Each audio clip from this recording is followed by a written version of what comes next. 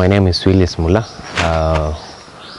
budget champion volunteer in Busia County, as well as a leader in one of the CSOs that is advocating for youth rights within the community. I must say COVID really came with adverse effects, especially to the youths, and then that needed a lot of people to stand up for the youth because they were left out in that regard, and there are so little or nothing at all for them because all of you know all the schools were closed. Most of the hand businesses where most youths are engaged in business or school were at home. And now they were in so much dilemma. So I know we had a small initiative that we started in terms of engaging them, especially for psychosocial therapy, because they needed someone to talk to them. And you know, home was chaotic. You'll find father and mother fighting, so nobody was giving them an ear. And also they were confined within the house, so it was a very big challenge for them. And you know, youths are very energetic, they want to get out there.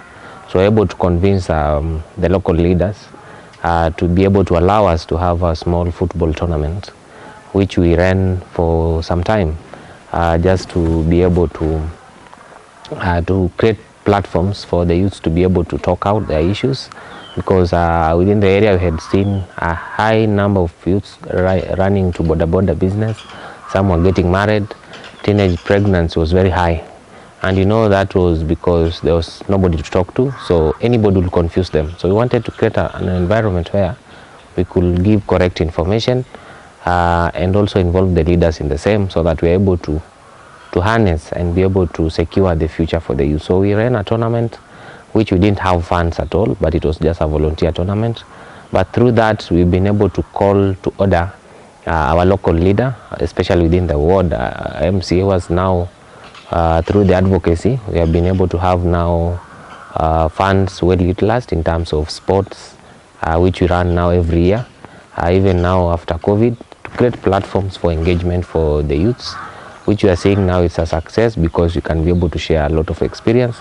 During the sessions also, we were able to have mentorship programs for the youths. Now you'll find dropout rates were minimized at that time, and even some were able to get out of marriages to come back to school, which is a plus for us because we want to secure the youth generation here to have a meaningful engagement. So for us, we can say in terms of accountability, we're able to call the leaders to order to be able to allocate resources in terms of having outdoor activities, which some might think is a waste of resources, but for us, it's a good platform for engaging the youths and being able to mentor them, to share their ideas. And we want to expand to be able to have something like a market for them to come to showcase their skills, apart from football, but football just being an avenue.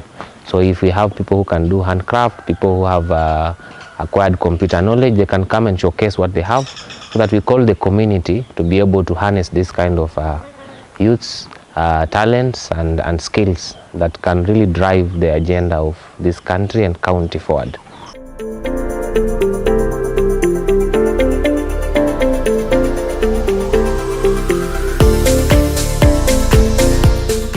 I know there's a lot that needs to be done, but most importantly, we need to empower more youths to be able to reach out to others through creating platforms, various platforms, not just football tournament, but we need, importantly, to equip the youth empowerment centers that are lying all over the sub-counties, so that now we already have now a platform where we can be able to run for mentorship, for opportunities that are there within the county, because some of us lack knowledge and awareness. So we anticipate that if we're able to equip and operationalize the youth empowerment centers all over the sub-county, because we have the structures in place.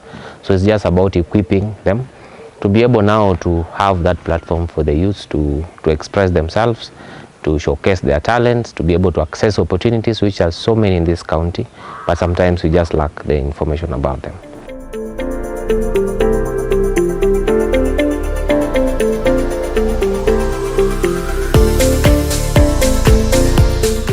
I want to appreciate Austria and the partners who have been able to have this training for us as TOTs, which has been a 4-day training.